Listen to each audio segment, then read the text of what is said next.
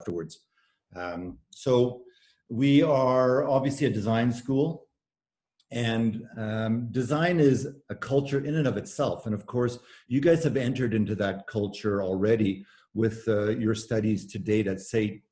You know, what we offer as a way in which we take a baton, in some ways take the baton from SAIT and keep going, is how we expand that design universe to be global and international, and how we structure pedagogy and student experiences, really, in order for you guys to become critical thinkers, critical architects, and change makers. So we have 337 students, we have 26 faculty. These are the kind of facts, if you will. And currently we have an existing building on the University of Calgary campus. We've been in that building for probably around 26 years. But we also have something fairly new and we think quite innovative, which is what we would call a porch space. Downtown Calgary, which is the old library, which is kitty corner from Olympic Plaza and adjacent to City Hall. So right in the thick of things, where we put on exhibitions. We have studios there that are exploring the city as a laboratory for design ideas. We have lectures from all over the world. We have exhibitions of our student work and exhibitions that are international in nature. And it's really the space of exchange where the School of Architecture is engaging the entire city and its citizens about design ideas and how design is fundamental to changing the world to a better place.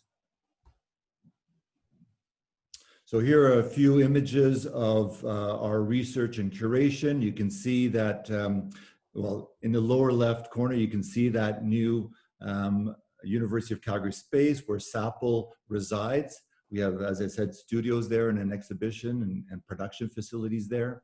And then you can see the breadth and depth of our research, from, you know, innovation in terms of material logics, to city building, you know, operating at the scale of the city, to thinking about things like that maybe we don't think about, but is so real, aging in place, right? And how we can age with dignity.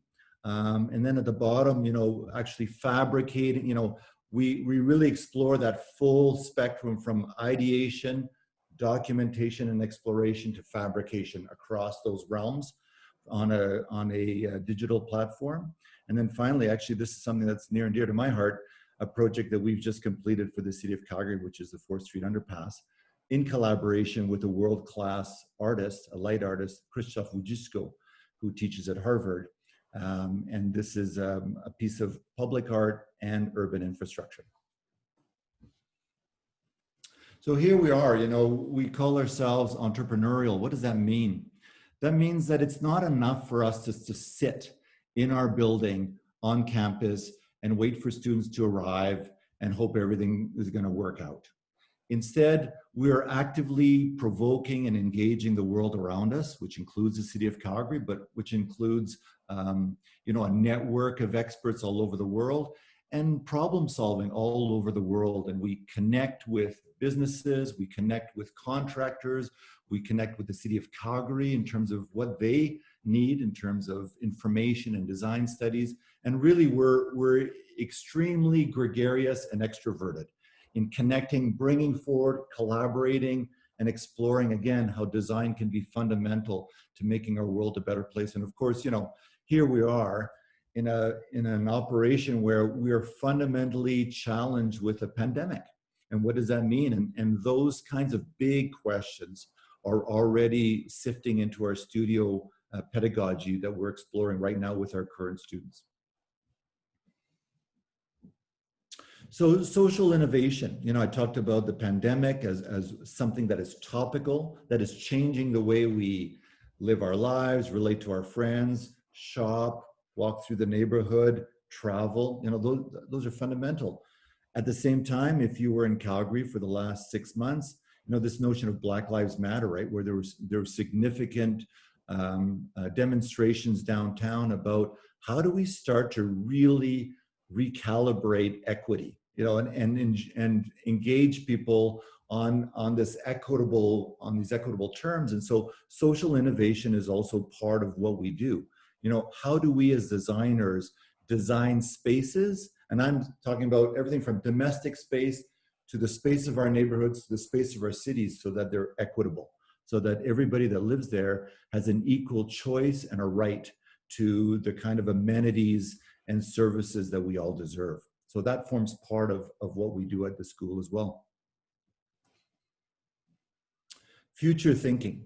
So, you know, these images that you see here from our use of robotics to our use of, again, these digital platforms that allow us to simulate everything from, you know, patterns in the universe to how materials age, how materials evolve, or how materials can become performative in and of themselves, is really at the forefront of what we do as well. We enjoy being folks that are provoking the future. And really, if you think about what the definition of design is, or even architecture, let's just say, what is the definition of architecture? We are always anticipating a future, right? If the current situation was perfect, we wouldn't exist as a discipline, as a profession, and as a culture. So architects fundamentally anticipate a future. And so within the school itself, we have the tools and methodologies that allow us to provoke that future, to engage that future, and to design for that future. Community engaged learning. So I kind of let that cat out of the bag a little early, sorry about that. But clearly for us, if we're going to be relevant, it's not because we're operating in our mom and dad's basement, right? We are out there engaging the world, and we want to engage the different communities. So what does that mean? It means, for sure, for example, the 9 blocks around City Hall, we're currently looking at that particular territory and saying, hey, this is a place where there's a high degree of inequity. And so how do we reformulate those public spaces to engage everybody? How do we go out into the community, for example, an Indigenous community, and start to help them develop this notion of autonomy and sovereignty in their own communities? So these images, which are beautiful images, are moved from modest, like taking over some of 9th Avenue, to reclaim the space of the city away from vehicles and for the people in the city, to really huge question marks around notions of pandemic or global flooding, for example, or global migration, and how we help immigrants cope with this kind of radical shift in their own circumstances, socially, technologically, ecologically, and culturally. So we are very much extending ourselves out and wanting to be those folks that help people exist in better situations and better environments. Design Matters. So Design Matters is a nice play on words, obviously, but it's our lecture series where we bring experts from all over the world to come and share their ideas and the way they think about the world with our community, our geographic community. I mean, interestingly, some of these folks are our graduates and our alumni, right? So it's nice to have people come back and to re-engage us and our student body when they were students here 5, 10, 20 years ago. So we have about 25 guest lectures per year. Obviously, Design Matters means that design matters, that it's, for sure, it's an aesthetic pursuit, but it's also a pursuit about making the world a better place. Our study abroad. Well, so what does a study abroad mean? Because I've been bragging about, the things that we do here in Calgary. Well, a study abroad is about your capacity as a student to immerse yourself in a fundamentally different geographic, cultural, social, technological, and ecological context. What does that mean? That means studies abroad challenge your current worldview. They show you that different cultures exist, different societies exist, different ways in which design matters exist in the world. And by immersing yourself in this culture, you develop yourself as a person, and you develop yourself as a designer, so that when you come back to Calgary, you can start to share those ideas, those worldviews with others. And having a comprehensive worldview is very important as a designer, because in the end, you are engaging all these different people, your clients, if you will, and having having a capacity to be empathetic with them, to step in their shoes so that you can design for them. So, you know, our studies abroad program that have been, you know, we've been for decades in Barcelona, and now we're in Tokyo, we're looking at Amsterdam. We have studies abroad across the world that are a fundamental part of your education as a student of a design student and as a student of architecture in order to develop your sensibilities and sensitivities for the world and become global citizens. Here's some student work, and I was, you know, I was kind of scratching at that surface of the very diversity and in some ways inclusivity of the student work that operates from very small scale, the fabrication of things that we do in-house in our own shop, to designing entire communities and entire cities. You know, so that's a remarkable spectrum and diversity of work for sure, and that's necessary. And even in our own practice, we kind of brag about the same thing. You know, if we can design a small object that you can hold in your hand, if we can design a small house where you make the most out of your functional spaces, then we're better at designing a community. And if we can design a community, then we're better at designing the houses for that community. And if we can design a community, we can design cities, right? So that idea of moving design preoccupations across scales is fundamental to who we are as well. Because, you know, again, I was lucky enough to live and work in Barcelona. Well, architects in Barcelona are designing the lampposts that you see, the public benches in the parks, and they're designing entire neighborhoods. So although architects tend to be associated with buildings, you know, within the cultures of our different studies abroad programs, the architects are designing everything that you see around you, or certainly a part of the teams that design everything around you. So there's a richness there, a diversity there that is very fulsome in what we offer to you. All right, well, so I think we're going to talk a little bit about the minor, right, Jen? Yep. Okay. So the minor has been certainly with us as a School of Architecture since I've been there, so over 20 years for sure. The minor is a remarkable degree that balances general studies with studies that are more focused to cultural and social issues, to finally your final year of that 4-year degree is actually absolutely parallel to the first year of the master's. What does that mean? The students that I'm currently teaching in Studio One, half of them are minor students and half of them are master's students that are within the program already. Why is that important? If you're interested in architecture and you've got your big toe in that culture right now at SAIT, but if you're interested in architecture, taking the minor allows you to study within the school with the professors that are teaching for the school alongside other graduate studies students that are, and so you can enjoy the program. You can test it for what it is.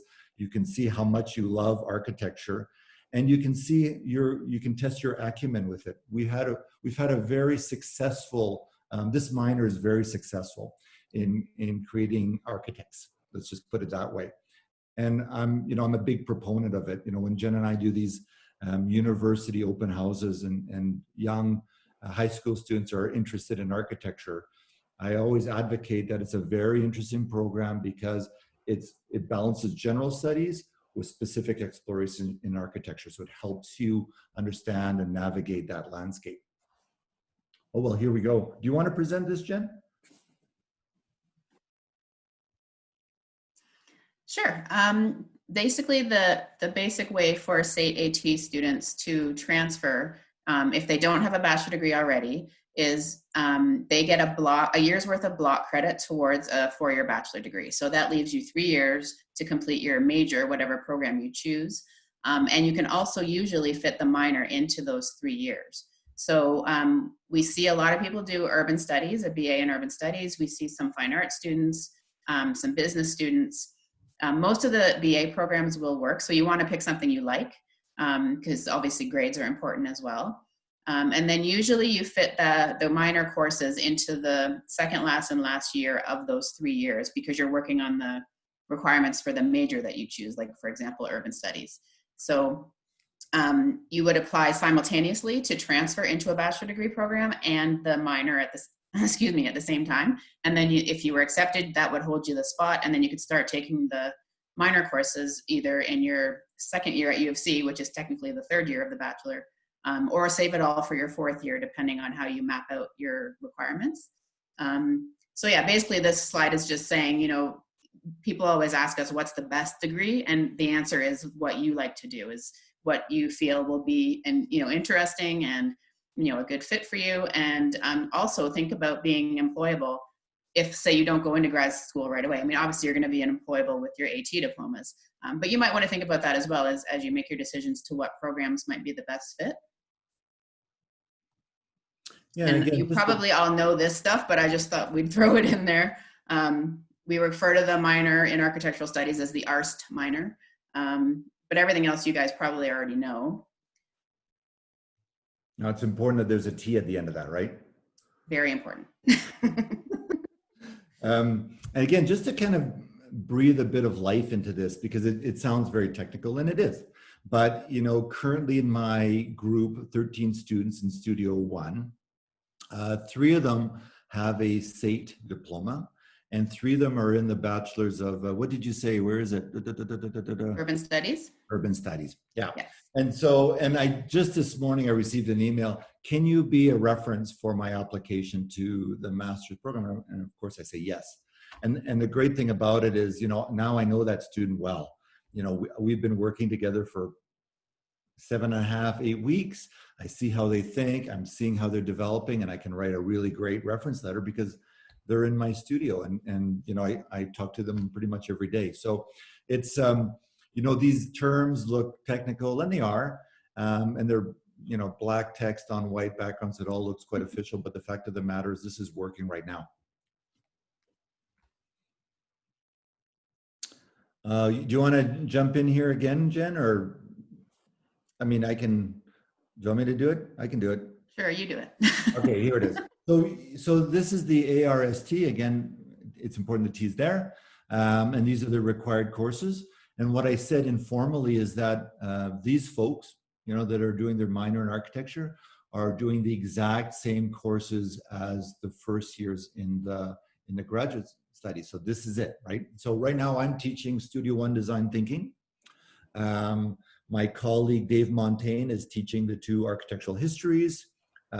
One of our instructors in studio, Matt Parker, is also teaching graphic workshop with our director, which is Catherine Hamill. So you can see that these are the studios, these are the student experiences that are being delivered in the School of Architecture for our graduate studies, and you're within that same milieu. So it's a great way to test out, you know, if you love architecture, right? So these are the courses. We've talked about how there's relationships between courses as a well-designed pedagogy or curriculum, if you will. So for example, the 2 studios are connected with 2 histories. So you're developing a sense of the past while you're understanding the present and anticipating this future. You know, the idea of sustainability in the built environment. What an important way to think about the value of architecture, that we can, you know, architecture and building and construction take up one of the largest amounts of energy and use in the world. So as designers, understanding where that energy is used in the components that we use, in the materials and products that we use, in the processes that we use for construction, and how that energy becomes embodied is super important, right? So you're learning that right off the bat in terms of sustainability as it relates to the built environment. So, and a little bit of building science and technology.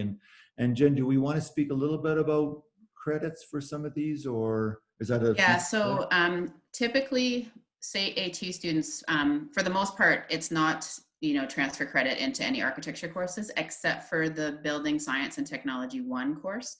So you can be waived from having to take that. So basically, we would ask you to supply course outlines from any of the courses that you feel cover the content of that course, and that would be done on a case-by-case basis with me. And the other thing I wanted to point out for mapping out your studies, if you're going to transfer into a bachelor, and sorry, this is getting technical again, studio courses are basically double. So they're 6-unit courses. and they're co-requisites with the graphics courses. So that's a total of 9 units or 3 standard courses in your schedule. So when you're mapping out your major, plus if you're in the minor, you want to make sure that all fits with the schedule. So it's really good to plan ahead as soon as you're accepted as a transfer student. Map out with your advisor from your major and then talk to us. And we'll just make sure it all fits and you can get it all done within those 3 years. Yeah, you want to make sure Jen's happy, right? And Always. She's very important in your application. Yeah. So now we're going to get into a little bit of the master. Yes. All right, so now we're talking about faculty and research. So you have the headshots of some of the faculty that are currently, yeah, that good-looking guy right there. Yeah, that's me. I'm the only guy whose wife says, you look better with one of those COVID masks on. So anyway, long story short, who are these people? I mean, one of them. And I'm a practicing architect, as I said. And I've always likened this group to an ecology of expertise and experience. So I'm certainly connected to the profession and the discipline as a practicing architect, and I bring that value to the student experience. We have here that are people that are pure researchers, like our historians and our theorists who are writing about aspects of the world in creating books, and to some degree they bring that to bear in their theory and history courses. We have people here that are advanced computer designers, right? So they are exploring all facets from biomimicry to collaborating with biologists in terms of relationships between artificial intelligence and biology. So you name it, these people are extending out to the world and bringing that to bear on your student experience. Like I said, as a kind of an ecology of expertise and experience. So we're all very different, but we all believe in the comprehensiveness of an architectural degree and an architectural education. So in terms of structure, kind of Jen pointed this out a little bit, and maybe you should do this one, Jen. Sure. So obviously it depends on your background and where you're coming from with your education. If you complete the bachelor degree and include the minor, then you would apply to our 2-year master's program and start with what we call the M1 year. And then if you decide to maybe complete a bachelor degree and not do the minor, or you already have a bachelor degree so you don't need to go back to the undergrad level, then you would apply to the 3-year program starting with the foundation year. And as Mark mentioned, the foundation year are the courses that minor students take together. So they're in the same classes together. So so basically you guys have 2 options with those types of streams into the program.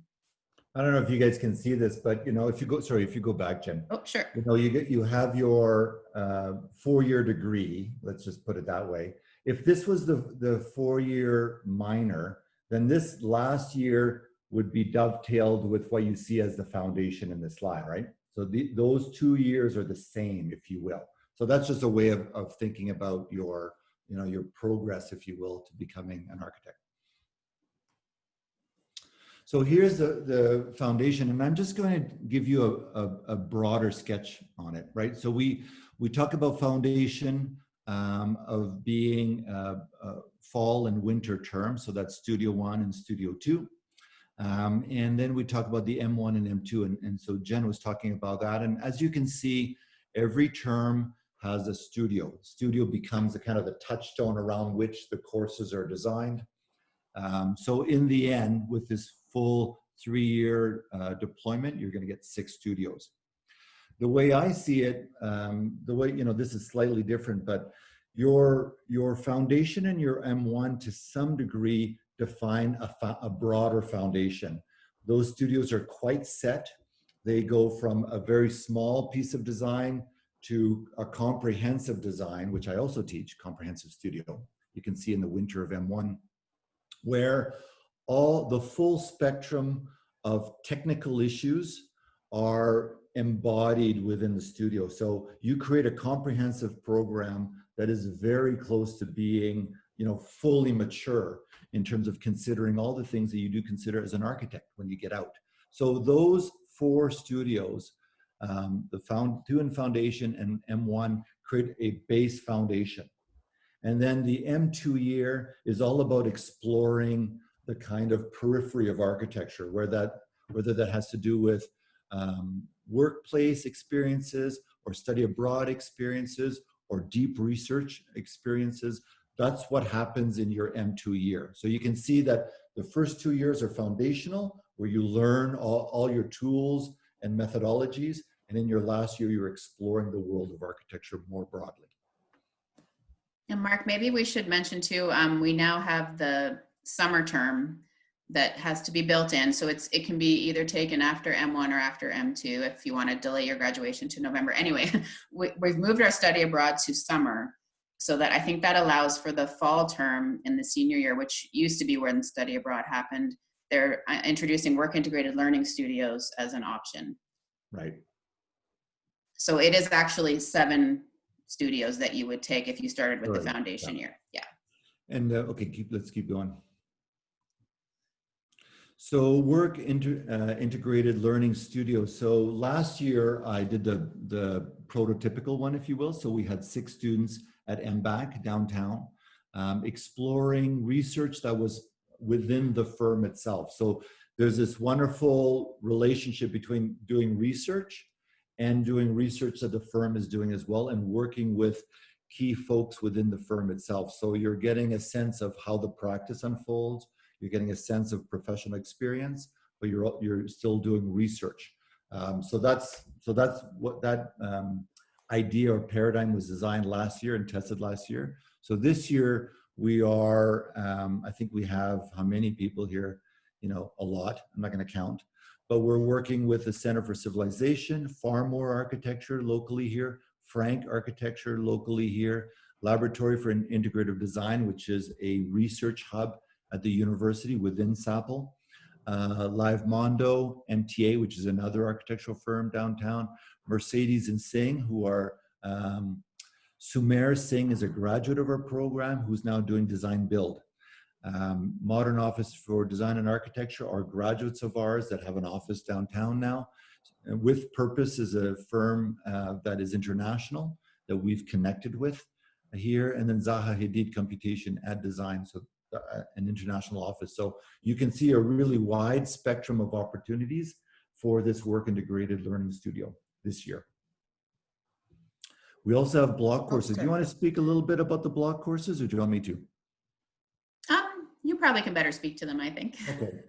You know, block courses in some ways are like arguably mini studies abroad, right?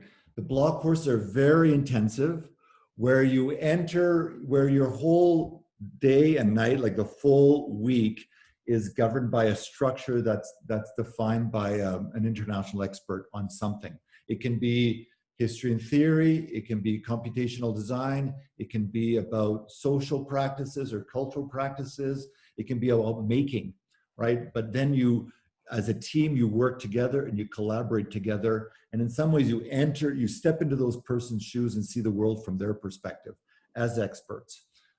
And so those are really intensive student experiences that are remarkable in what you can learn within that short period of time as a collaborator with a world-class expert.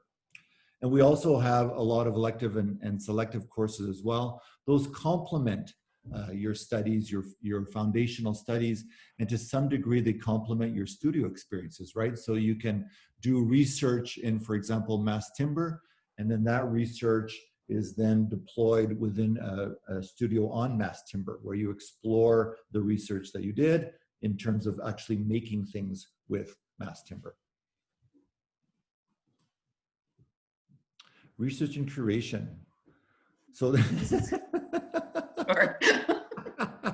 is like summarizing. We've talked about this before, but and the images are really funny. I had to laugh because one of my colleagues, if we go to the next slide, one of my colleagues looks like he just got bowled over by one of our students. So you never know what can happen once you get into the school, but you know, clearly we're talking about also a relationship between making and thinking. As architects and as designers, we are simulating things in the future, right? We're anticipating things in the future. So making and thinking together right? I've got an idea, I'm building this model to test it. As I build the model reveals certain things to me and I modify it. So I'm thinking and making simultaneously.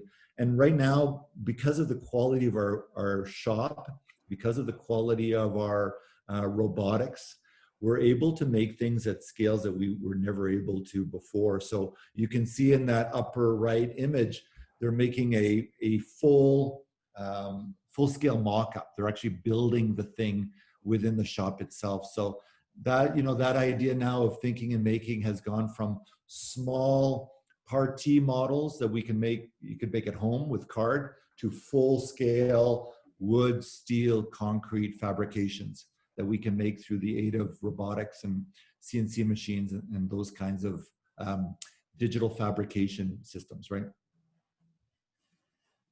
That's the end of our slideshow. Oh, wow. So, wow. Look at that. Oh, and we've got some chat questions here, Jen. Oh, I didn't see them because I'm sharing my screen. Oh, people, who else couldn't hear anything? Okay, it's fixed now. Okay, so we're good to go. So what's the usual process here in our COVID world? Does everybody open up their video and we can start to share questions and answers? Yeah, I think Q&A period, we can open it up to a Q&A period now. Reveal yourselves. And then of course you have to, what is it called when you unmute yourself too?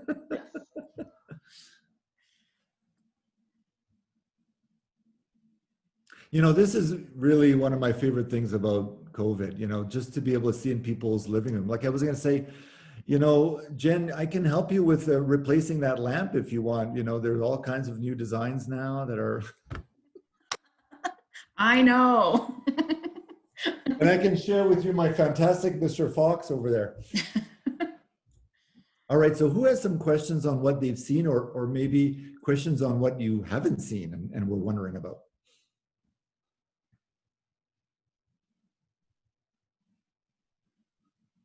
This is where I shine.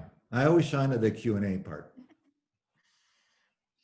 I have a quick question here. I know part of the application process is submitting a creative portfolio. Can you speak to a little bit more of what that is, what you look for? Okay. Yeah. So this is how it's gonna. I'm gonna stick my neck out and answer the question, and then Jen's gonna correct me. So that's how it's gonna unfold. Okay. So yes, a creative portfolio or a portfolio of creative work is required. I should say that we have some resources available to you. So on our website, Jen, correct me if I'm wrong, but we have examples of past student portfolios, correct? Okay. Yes. The second resource that's available to you is that we run portfolio workshops that Jen and I and a group of our colleagues have just run 2 weeks ago or something like that. I think those dates are posted as well, eh, Jen? Yes. I think we're done for this year though. Okay, we're done for this year. Okay, that said, let me describe what a portfolio is. So this is my first minute when I have these portfolio sessions. A portfolio, yes, is a collection of creative work, but it's a piece of design in and of itself, right? So it's not like a big purse like Hermione's, where she just dumps a bunch of stuff that's unrelated.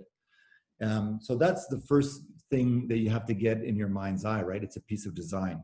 What does that mean? That means that there's a kind of a graphic design component, in terms of consistency.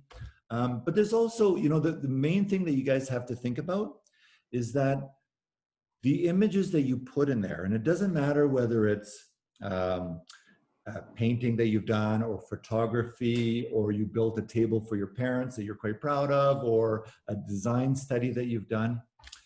The image or that thing in the portfolio is revealing who you are.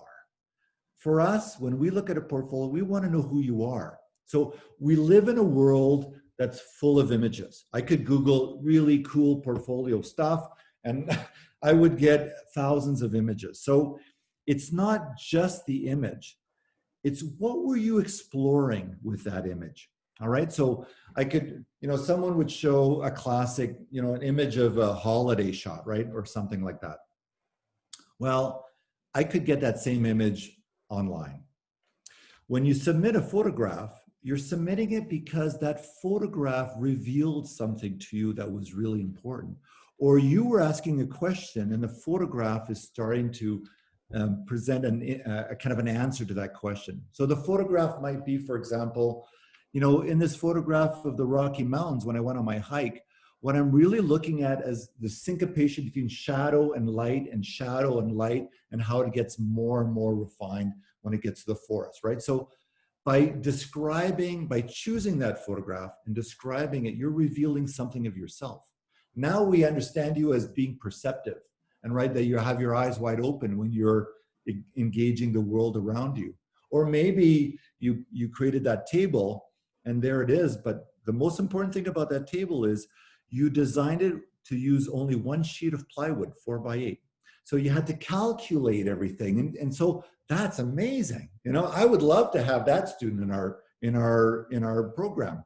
Similarly, with the student with the photograph, to be able to look out and see the world as a lightscape, about shade and shadow is beautiful, right? So you want to reveal who you are through your portfolio. That's really important.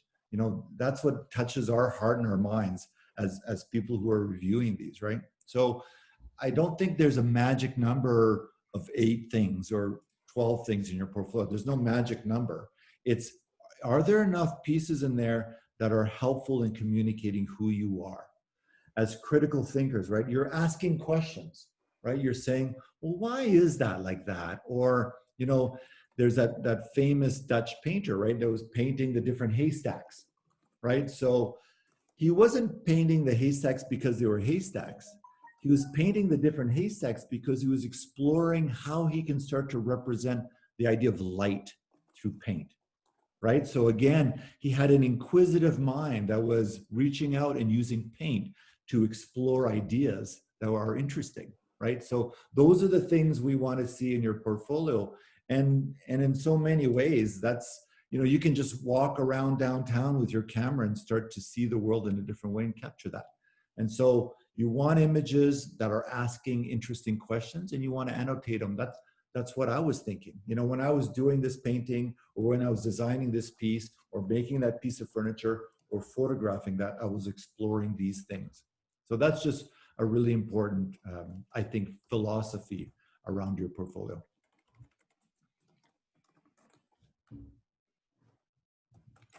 Great, thank you very much. Does anybody else have any other questions?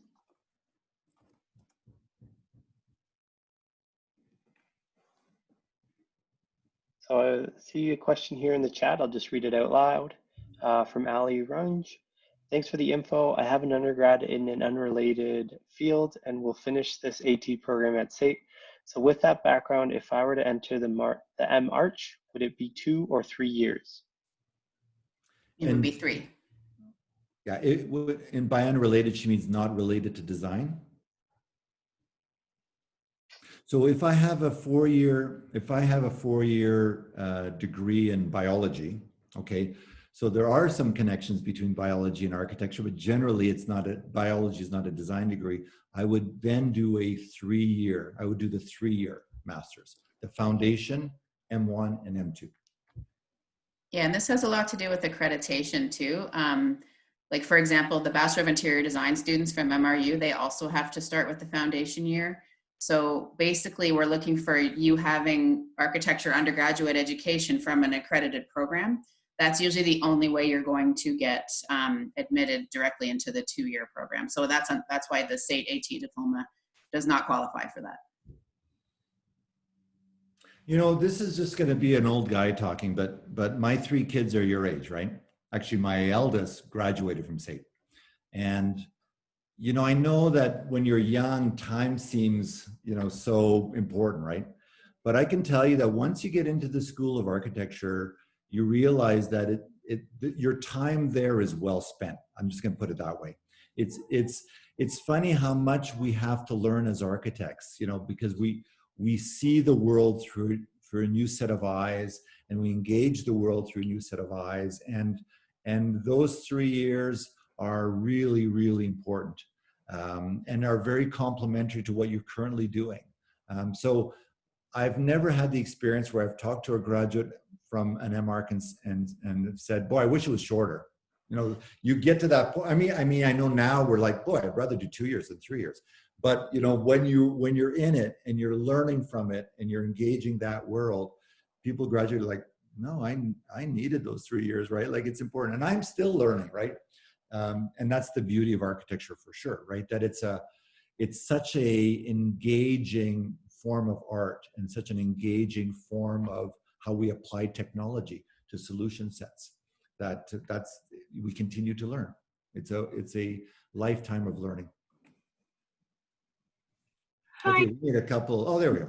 No, just to add for this question, because what if you have like an undergrad in design or architecture, but from another country? Does it apply as well? Go, Jen. That's your. Typically, we look for undergrad degrees that are accredited in North America. So usually a Bachelor of Architecture from another country is still required to do the foundation year. And yeah, it's just like, as Mark said, it's basically, it's going to only help you. It's, you know, to have that level of, you know, education here in Canada. So yeah, I mean, there's exceptions to that rule, and it can be looked at on a case-by-case basis, but typically they are starting with the foundation year. They might get waived from a few of those courses. And again, case-by-case basis, they provide course outlines, and we say, okay, you don't need the history courses or whatever it might be. So it would lighten your load and your tuition a little bit for the foundation year, but typically, unless it was a North American accredited degree, then you would do the foundation year. Okay, awesome. Thank you. You're welcome.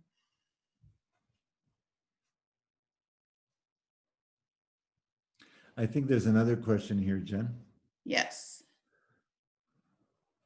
So with the AT diploma, if that's your only post-secondary, you would transfer into a bachelor degree, and it would mean 3 years. If you do this at Calgary, I'm not quite sure about other universities, but if you transfer to the University of Calgary, they would give you 1 year's worth of block credit that goes towards what they call junior option courses. So you would still choose a major like urban studies. And like I said before, you could also still apply to the minor and fit it all in those 3 years. It's tight, but it's doable.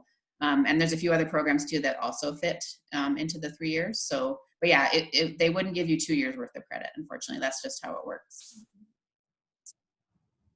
I'm going to say something about, you know, so I've been using kind of my own experiences here to kind of illustrate some of the things that Jen is pointing out.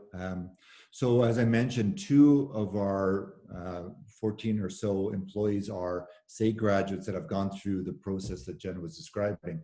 2 other employees are from India, and they both had bachelors of architecture from India, and then they came and did their masters. I have to say, those guys are amazing, like really good, you know, and what they recognized was that obviously schools of architecture reflect cultures, right? Like different cultures.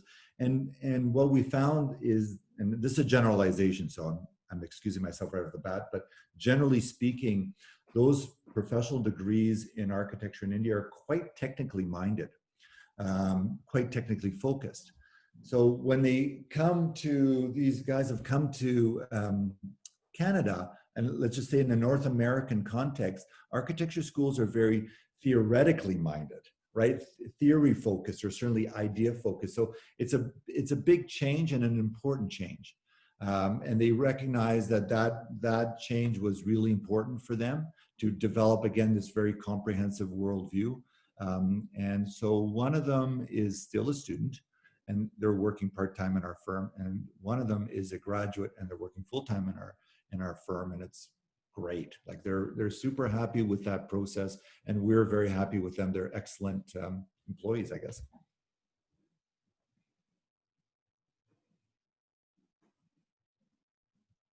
We still have 11 minutes left. I would just like to thank both of you for attending today, and I've taken in a number of the design matters over the past, I would guess, 8-9 years long as I Great. can remember. And I just wanted to thank both of you. I've had an opportunity in the past to briefly meet you. You wouldn't remember that just as an attendee. So it's good to hear that. My plan, finishing off, I'm going back actually to SAIT to start in September to finish off the last 2 semesters, but the intent is to come back and gain admission through the U of C. I just think it's a wonderful faculty.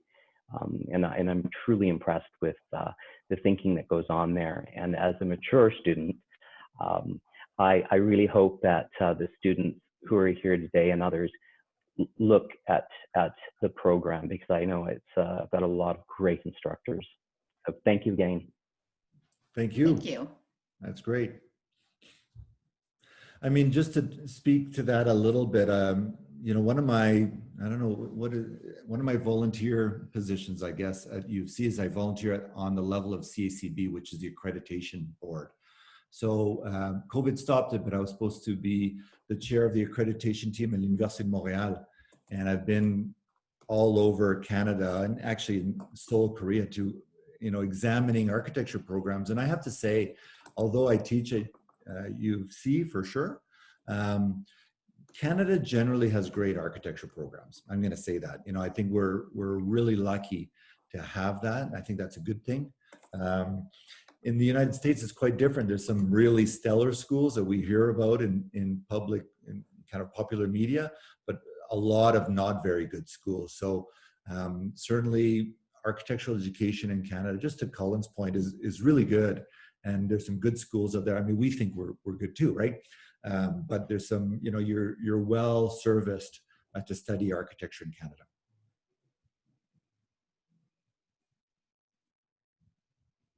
We have a question here.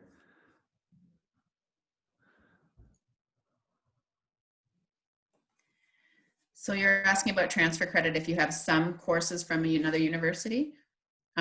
Yes, you could. They will look at all of your post-secondary. So again, it's going to be a case-by-case basis, and I'm assuming this would be towards finishing a bachelor degree.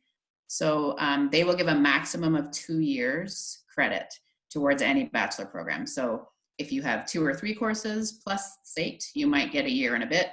If you have 2 years from another university degree, you will get up to 2 years transfer. Now, if that's the case, that shrinks down the rest of your time to 2 years to finish. You may or may not do the minor. You might do the minor and add a year to the undergrad level, or you might wait and just apply to the 3-year master's program after that, depending on how much credit you get and how you want to work that configuration.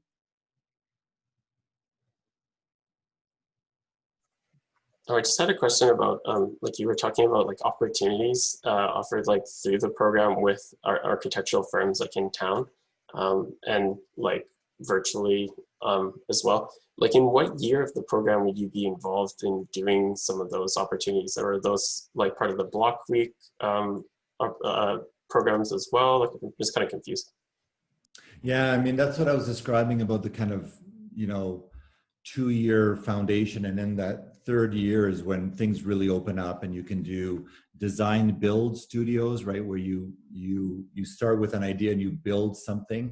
It can be a design build studio where you're designing something for a community, right? But it can also be these work integrated experiences that we've been describing. So I think, what did we count, Jen? I think there's 8 or 9 this year.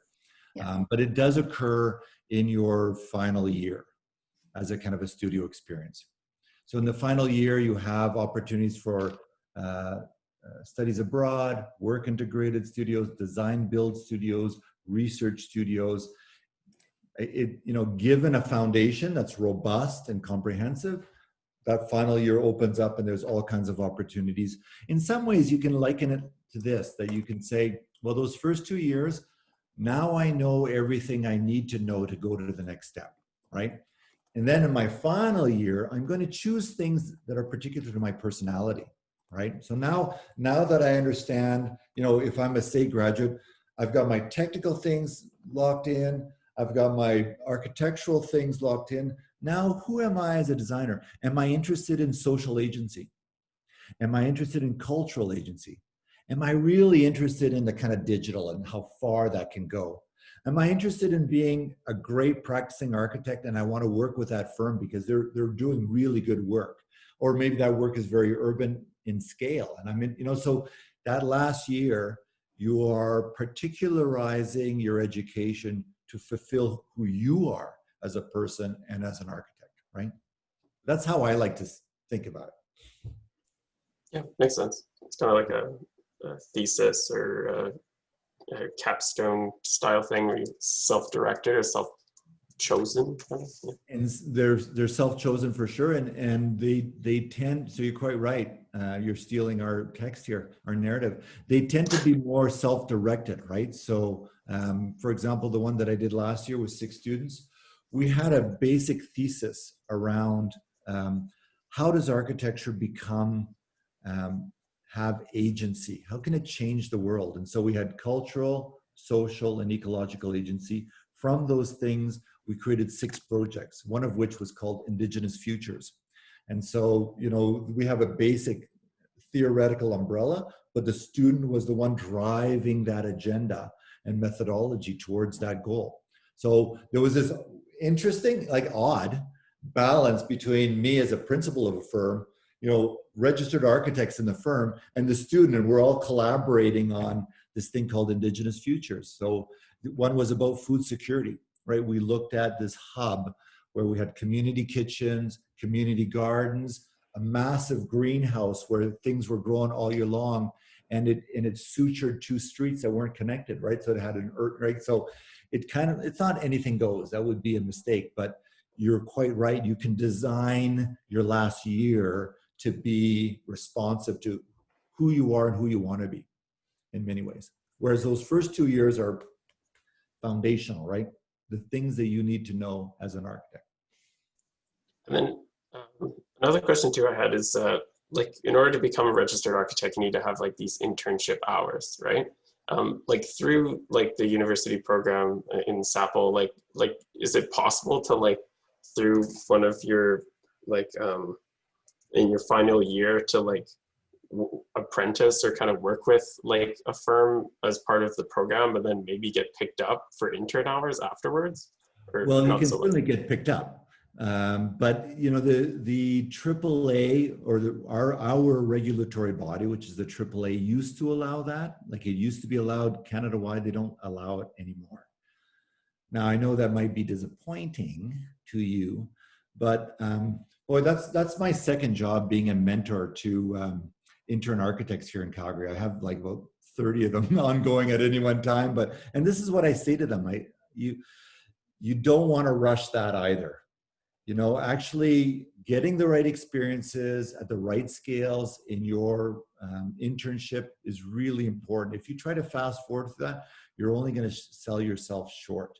Those 3 years to 4 years are really important for you to actually review the RFIs and to review the CCOs and to generate those COs and actually have a robust experience around that. That takes time. From a young graduate that we get, where they do quite a bit of design, and then they start doing documentation. And once they know documentation, they start going on site for contract administration. Even that, learning that, because you can't go on site and be a contract administrator unless you've drawn the building and you understand it, right? So there is this trajectory that's natural. And I think it's good for interns to embrace that and to know that if I do it this way, I will be the best architect I can be. If I short circuit that, you could get yourself in trouble because you just don't have the tools to do it right. So yeah, it's not what you want to hear, Julian, but certainly what you could do is when you have those work integrated studio experiences, we're always looking for great people. So you can certainly insinuate your greatness on the office, and they'll be reaching out to you later. Okay, thank you for answering that. That gives me more perspective and understanding of the program and kind of where it goes and such. Yeah. I love your last name. Yeah, it's a weird one. You could have been a hockey player, really. I mean, I know I'm not here to criticize you, but that would have been a great last name for a hockey player. Yeah, right. I see there's a question about dual master degrees. Not in our case. So Master of Architecture, Master of Landscape Architecture, Master of Planning are 3 separate degrees and separate accrediting bodies, therefore that you have to complete all the requirements for each of them. So you don't really combine them. The only slight overlap we have is our LA students do take a lot of the same courses as our planning students in both of the first years of those programs. So possibly if you wanted to stack those two, it would be a bit shorter, but they're not called dual degrees. I think our time is coming up. Yes. Is everybody okay? I mean, I think what's important to get in this last minute here is there are lots of resources available. I mean, Jen is definitely the doyenne of those resources. Reaching out is just a great idea. And I think as you design your path forward, reaching out and you know, kind of getting exposure to those resources is super important to help you along, for sure. Great. Well, thank you very much, Jen and Mark, for coming in and giving us some time and doing a whole rundown of the program. It's very, very exciting. You've definitely sparked a lot of interest and motivation in us, for sure. So thank you. Thanks for having us. Thank you very much, everybody. Good luck. Good luck in your studies and good luck in your path. Thank you. Thank Bye-bye. you. Take care, everyone. Bye-bye.